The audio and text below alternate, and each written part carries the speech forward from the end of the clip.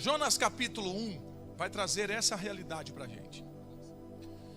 Eu tenho a convicção absoluta que Deus vai nos encontrar nesse tempo. Nós estamos diante de um dos profetas, se eu posso colocar assim, mais conhecidos da Bíblia. Por que eu digo isso? Porque Jonas é um nome que atravessa gerações. Você vê culto dos kids, escola bíblica, pregação de domingo. Quando a gente se fala em Jonas, a gente logo linka a fuga, navio, tempestade, marinheiros, grande peixe, ventre do peixe, praia. É uma narrativa muito viva na nossa memória. Só que maior do que essa história nos detalhes, existe um entendimento profético sobre isso. A Bíblia diz que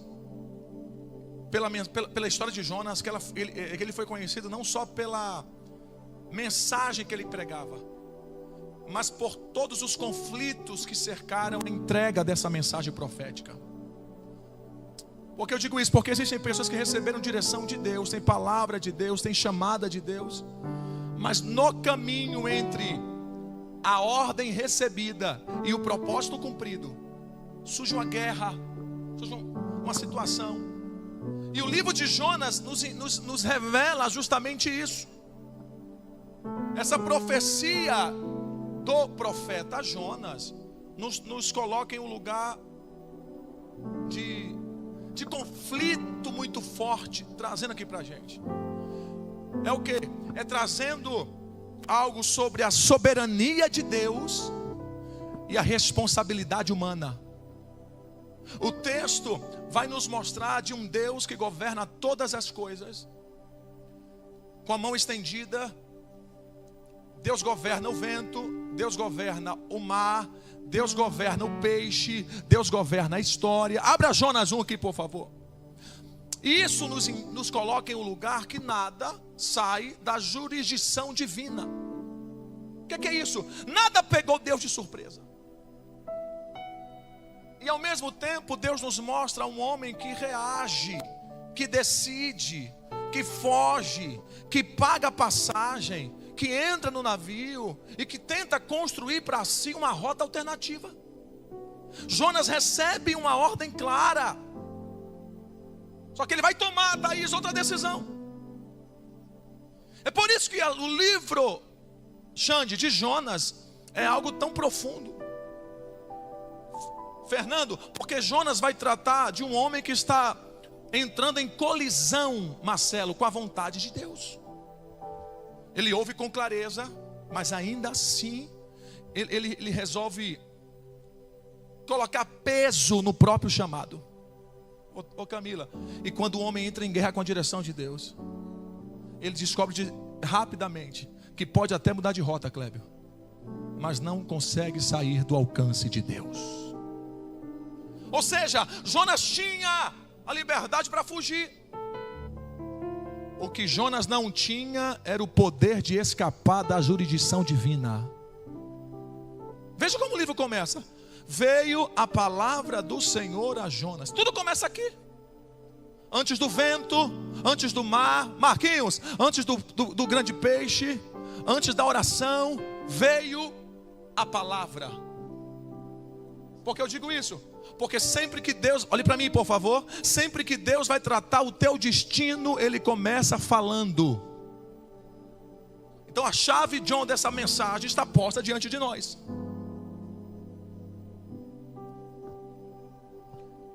Então, existe a reação de Jonas e existe a voz de Deus. O texto vai avançando e o que vai aparecendo diante de nós é uma ordem objetiva. Ou seja, a palavra veio com endereço, a palavra veio com verbo, a palavra veio com propósito. Ele diz, versículo 2, ele diz: dispõe-te ou levanta-te, nessa versão, e vai até a cidade de Nínive.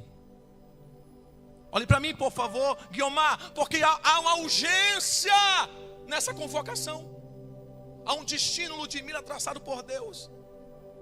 E agora o homem está sendo levado, chamado para se mover na direção desse destino. Jonas sabe, olhe para mim por favor. Jonas sabe de onde a voz veio. Jonas sabe para onde deve ir. E Jonas sabe, Raquel, para onde ele deve ir quando chegar. Ou seja, o problema aqui, minha amiga, não é a falta, Anderson, de entendimento de Jonas. O texto está trabalhando aqui a resistência em Jonas se render à vontade de Deus. Ele entende a ordem, ok? Mas ele não se inclina a ela. Ele compreende a direção, mas o coração não está concordando com aquilo.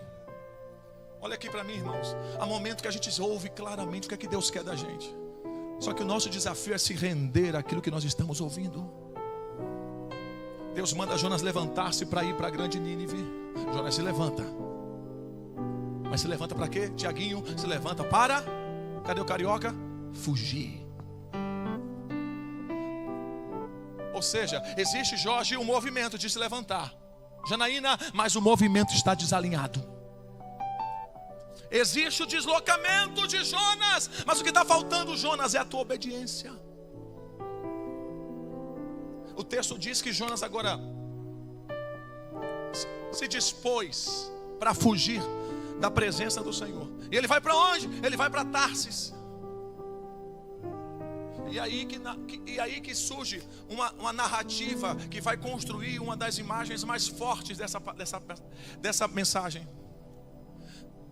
Quando Jonas entra numa rota de fuga, tudo começa a desmoronar.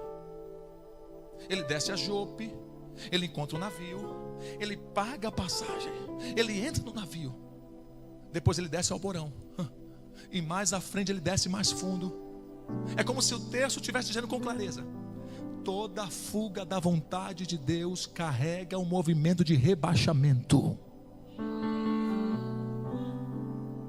Oi, porque olhe para mim, quando Deus chama para subir em propósito, e o homem escolhe fugir, a consequência é fatal. Anota para você não esquecer: quem rompe com a vontade de Deus só é de ladeira abaixo. Aí eu desço na percepção, eu desço na minha sensibilidade, eu desço naquela paz que eu tinha, eu desço naquela sensibilidade de ouvir a voz de Deus. Peraí, tem gente, irmão, que até consegue manter a aparência estando no porão do navio, mas já começou a descer faz tempo. Veja que precioso. A Bíblia diz que Jonas desce a Jope. E lá em Jope, ele encontra um navio para ir para Tarsis. Por que eu digo isso? Porque quem decide fugir sempre encontra uma estrutura para sustentar essa fuga. Sempre aparece um navio, sempre aparece uma facilidade, sempre aparece um caminho pronto, sempre aparece uma oportunidade, sempre aparece algo conveniente. Por favor, o fato de aparecer um navio para Jonas não estava dizendo que Deus estava aprovando a rota de Jonas. O fato da logística estar convergindo, funcionando, não significa que está de acordo com a vontade de Deus. Presta atenção, olha aqui para mim. Jonas encontra um navio, paga a passagem. Isso porque, pergunta para Cristo assim: por que, pastor, custa? Porque fugir custa, resistir custa, insistir na direção contrária custa. Então, enquanto Jonas está pensando: poxa, eu estou administrando meu percurso, já entrou no espiral de descida há muito tempo. Qual era a ordem, Xande? Qual era a ordem, Xande? Grita, Xande, qual era a ordem? Nínive. E Tarsis estava o que ali? Tarsis era o endereço da resistência. Posso falar? Fuga nem sempre começa com choque. Nem sempre começa com choque. Às vezes a fuga aparece como algo normal. Não, eu continuo me movendo, eu continuo fazendo escolhas, e por um tempo, não sei se você já viveu isso, parece que está tudo bem, só que o coração já está fora da vontade de Deus há muito tempo.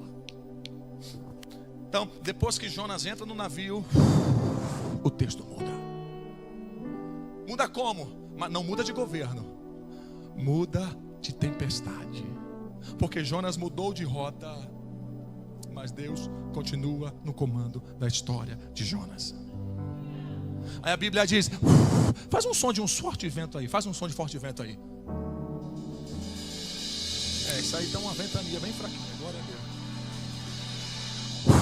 A Bíblia diz que Deus lançou sobre o mar um forte vento, e no meio desse mar uma grande tempestade assola.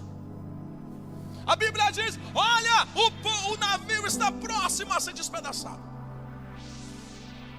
Posso falar? Porque tempestade na vida do crente não surge como acidente de percurso. Tempestade na vida do crente surge como intervenção do céu.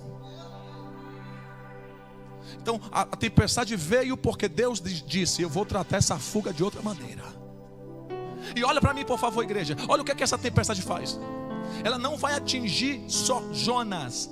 Fala comigo. Ela vai atingir o barco todo. Irmão, ela vai mexer com todo mundo. Vai mexer com o marinheiro, pastor Bruno. Cada um começa a gritar para os seus deuses. A Bíblia diz que ele diz assim: olha, joga a carga no mar para ver se alivia. Olhe para mim, está todo mundo querendo sobreviver. Isso é porque todas as vezes que alguém decide resistir à vontade de Deus, dificilmente essa resistência vai parar em você. A fuga, olhe para mim, a fuga produz um abalo coletivo. E é justamente aqui que entra um dos momentos mais históricos desse livro. Vai, irmão, faz um som aí. Enquanto o vento sopra, o mar bate, os marinheiros correm, clamam, jogam as cargas ao mar. Jonas desce ainda mais. Vai fazer o quê? Vai dormir no porão, Wellington. Isso aqui é muito sério. Porque a descida aqui, minha amiga, não é só geográfica. Essa descida também é da essência de Jonas. Jonas não vai apenas se afastar da direção de Deus. A pior coisa é quando o crente perde a sensibilidade da sua essência. Imagina, irmão, o navio está prestes a se afundar. Pergunta: cadê Jonas? Como é que dorme Jonas? O caos está instaurado. E Jonas está onde? Dormindo. E a Bíblia diz que o capitão desce no porão e faz uma pergunta: como pode estar dormindo? Levanta-te, invoca o teu Deus. Por que eu digo isso? Porque Jonas havia ouvido de Deus nos versículos anteriores: levanta-te.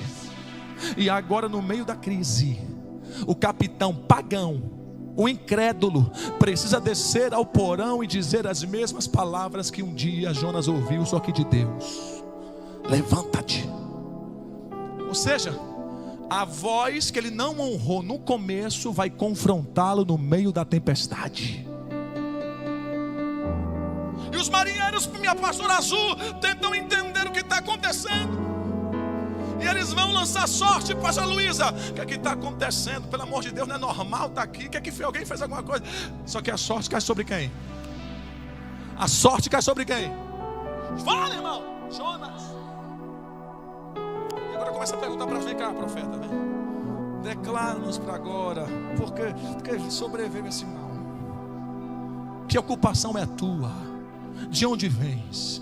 Qual é a tua terra? De que povo tu és? A crise não está para só sacudir o barco. A crise está revelando aquilo que estava escondido. Porque Deus está dizendo para alguém nessa manhã: eu estou permitindo isso para mostrar quem é você e quem está do teu lado também. Aí Jonas diz: olha, Érica, eu sou hebreu. Ah, você é hebreu?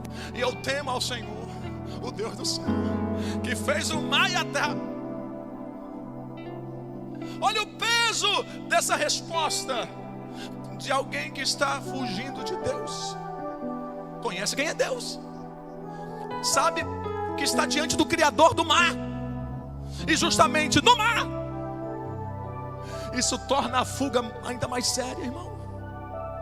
Ô minha amiga, Jonas não está fugindo porque ele é ignorante. Jonas está fugindo porque ele é ruim. Oh, peraí. Quando os marinheiros agora que ouvem, quando ele está fugindo, a Bíblia diz que os marinheiros ficam possuídos de, olhe para mim, de grande temor. E eles perguntam: ô camarada, vem cá, eu sei que você congrega numa igrejinha ali, o que você fez? Não, a crise chegou num ponto que ganhou nome, rosto e causa. Pergunta: como? A fuga foi desmascarada. Olhe, tempestade, olhe para mim, por favor. Tem uma palavra nessa manhã de domingo. A tempestade não veio só para assustar Jonas. A tempestade veio para interromper aquela falsa normalidade no meio da fuga. Veio para revelar uma verdade: que tem fuga que começa em segredo, mas não termina em segredo. Porque uma hora o capitão desce no teu porão. Uma hora a tua consciência está gritando: fala de onde você veio, qual é o teu propósito, porque o negócio vai pegar para você. Olhe para mim. E agora, minha amiga, a fuga está exposta. Parou. O mar vai se tornando mais tempestuoso. Vai. E alguém está perguntando: Jonas, está contigo o negócio. Fala para mim, o que é que a gente tem que fazer para que isso aqui acabe? Faz a tempestade. Alguém está oprimindo agora quem tem a resposta. Aí Jonas responde: rapaz, tem um negócio aqui. Vem cá, marinheiro. Quem é magrinho aqui? Nem sei, cara, que eu posso fazer isso. Hã? Quem? Vem cá, almirante, vem cá. Tu vai ser o marinheiro, tá forte aí? Tá forte? Desce, rapaz, que eu tô com pressa. Agora, Deus. Eita, tá se acabando. Vai que o telefone tá com garantia. O Jonas, rapaz, pega. O Jonas fala assim: rapaz, eu tô com um negócio aqui. Eu sei como essa tempestade acalmar. É mesmo. Porque crente mimizento é assim: não, bichinho, rapaz, deixa ele. Vamos tratar ele. Mas quando o crente sabe, irmão, que tem que ser só você e Deus, o que ele fez? Me pega e me lança no mar. Vai, pega de um lado. Assim não. Isso. Olha como o Jonas está forte. Olha aí. Joga pro mar, marinheiro. Vai pro mar. Joga. Obrigado, Jonas. Obrigado.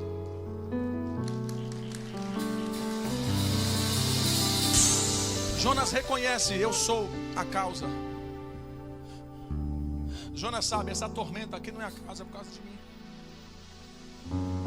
Mas mesmo assim, os marinheiros tentam. Vamos insistir, vamos tentar remar. Porque, escute isso, os marinheiros olham e querem: não vamos a extremos. Vamos salvar esse que está tentando fugir da vontade de Deus. Vamos tentar vencer esse mar no nosso braço, Etienne. Só que a Bíblia diz que eles não podiam. Por quê? Porque o mar cada vez mais se embravecia. Olhe para mim. Há momentos que a tua força humana não consegue vencer aquilo que nasceu em algo espiritual. Aqueles homens clamam ao Senhor. Esse detalhe é forte. Homens que antes chamavam cada um seu Deus, agora os marinheiros levantam a voz ao Deus de Jonas. Eles dizem assim: Senhor, não nos deixe perecer por causa desse homem, porque nós sabemos que o Senhor fez como lhe apraz. E a Bíblia diz que Jonas é lançado ao mar. E a Bíblia diz, pergunta o quê? Que imediatamente o mar é acalmado. E a Bíblia diz que os marinheiros temem ao Senhor, oferecem sacrifícios ao Senhor. E já começa até a dizimar, irmão, oferecer voto. O ambiente muda quando o fujão sai. Oi, mas a história não termina com Jonas, Fred, sendo lançado ao mar.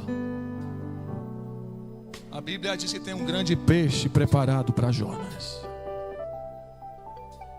O peixe parece um instrumento de Deus, e ele é preparado pelo Senhor. Escute, quando Deus prepara o peixe, Deus está dizendo: Jonas, eu não encerrei ainda a história. Você foi lançado ao mar, Jonas, mas você não foi descartado. Fala para o teu irmão: o peixe não é o fim de Jonas. Deus está dizendo: eu estou te disciplinando, mas não anulei o propósito. Deus está dizendo assim: eu estou fazendo manutenção na promessa. Então Jonas entra no lugar que ninguém quer entrar. Vou acabar. Quantos dias e 3 noites Jonas teve dentro do grande peixe? Grita! 3 dias e 3 noites. Voltou a orar, voltou a consagrar, voltou a dizimar, voltou a ser crente, voltou a fazer propósito, voltou a ler o salmo, voltou a cantar 7 da harpa, a ler aquela coisa, irmão. Dentro, minha amiga, no profundo, no escuro, no apertado, que sobe a oração de Jonas.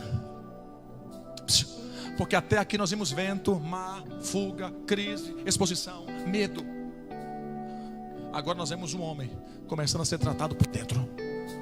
Escute, Deus não quer apenas te colocar no caminho.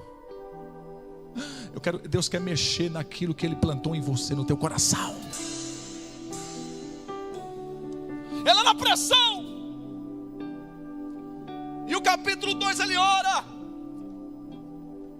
E ele já não... sabe aquela coisa, irmão? Eu vou orar porque eu não tenho mais alternativa.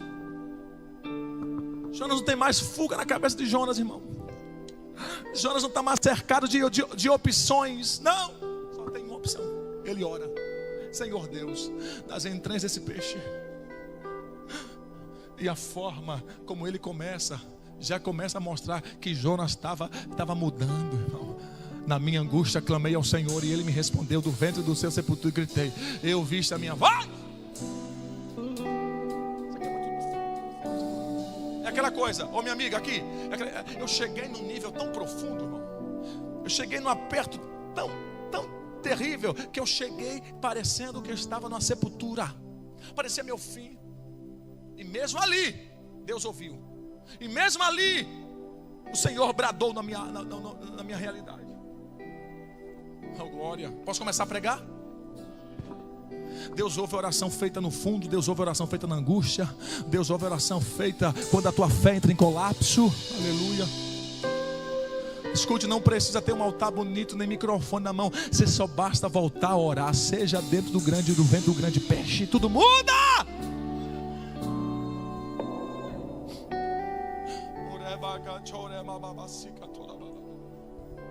Vamos. Eu estou lançado no fundo. Eu estou lá no lugar que ninguém me vê. A corrente das águas, ele está dizendo, a corrente das águas me cercaram. Tudo passou por mim, não tenho nada. Não tenho crédito nenhum. Aleluia, se não for o Senhor na minha vida, olha onde eu estou. E aquele que estava fugindo da presença do Senhor volta a desejar a presença do Senhor. Quem estava correndo para lá, olhe para mim. Quem estava correndo agora volta para esse lugar. Eu quero declarar uma verdade nessa manhã. Levante a sua voz, levante a sua mão, por favor. Toda amnésia espiritual daquilo que o Senhor falou vai cair por terra agora. Todo sono em tempo de crise que está tirando as tuas habilidades espirituais, eu quero declarar desse altar: você vai ser despertado para algo tão profundo que é só você que vai viver. Tua casa está recebendo agora uma visitação. Toda a resistência do inferno está sendo aniquilado. Todo embotamento da alma, toda perda de sensibilidade. Vamos, eu estou declarando nesses 4 minutos que eu tenho. Toda tentativa de fuga daquilo que o Senhor tem para você, eu quero desse altar aniquilar. Tudo que você está confrontando com a vontade de Deus, eu declaro, você vai se render agora. Você vai produzir tanto quando você voltar a se render. Você vai ter tanta visão espiritual quando você voltar a obedecer. Você vai ter tanta graça para fluir quando você decidir passar essa tempestade e dizer: Senhor, é comigo, é comigo. Deus está chamando a igreja nessa manhã. Volta para a rota, volta para a rota, volta para a rota, volta para a rota da oração, volta para a rota da entrega, volta para a rota da humilhação, volta para a rota profética.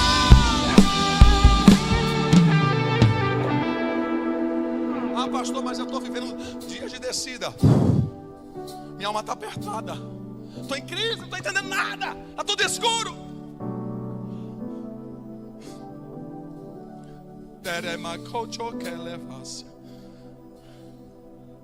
Deus está dizendo para alguém: eu, como tratei Jonas, e que não tratei para destruir, eu tratei Jonas para alinhar, para corrigir Jonas, para reposicionar Jonas, para trazer de volta Jonas ao centro da vontade de Deus.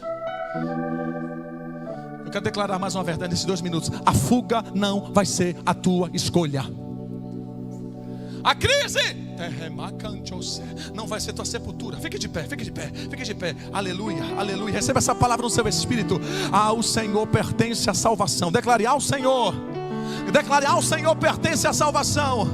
Fale: Senhor, a minha saída, que alguém julgava que era o fim, mas era o Senhor também me deixando ali, vulnerável, sem saída, sem amigos, sem respostas, sem gente batendo no meu ombro ali. Era o Senhor também tratando a minha alma.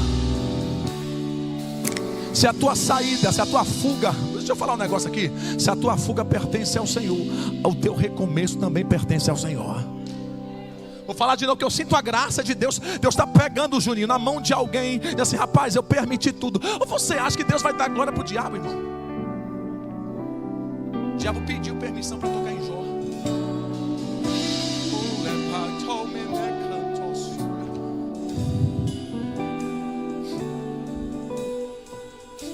Quanta prepotência a gente tem de achar que a gente é... Não, você não é ninguém. Por quê? Porque se a tua fuga pertence ao Senhor, vou falar, a tua restauração também pertence ao Senhor. Então a palavra de Deus nessa manhã. Posso falar? Pedrinho, posso falar? Vai terminar em oração aquilo que começou em fuga. Vai terminar em rendição aquilo que um dia foi fuga. Vai terminar em alinhamento aquilo que foi fuga. Eu estava falando com alguém: eu sei transformar fuga em um altar de adoração. Eu sei transformar crise em confronto. Vamos, eu tenho 40 segundos nessa manhã de domingo. Quem está em casa também está recebendo um toque do Senhor poderoso. Eu declaro nessa manhã: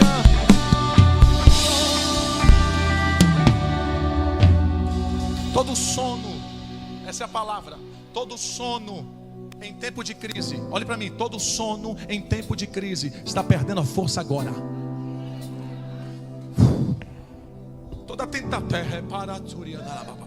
Toda tentativa de você fugir diante daquilo que Deus colocou na sua mão está sendo aniquilado agora. Quem está em casa também está recebendo uma visitação. Pergunta: que visitação é essa? O capitão do navio está descendo no teu porão agora.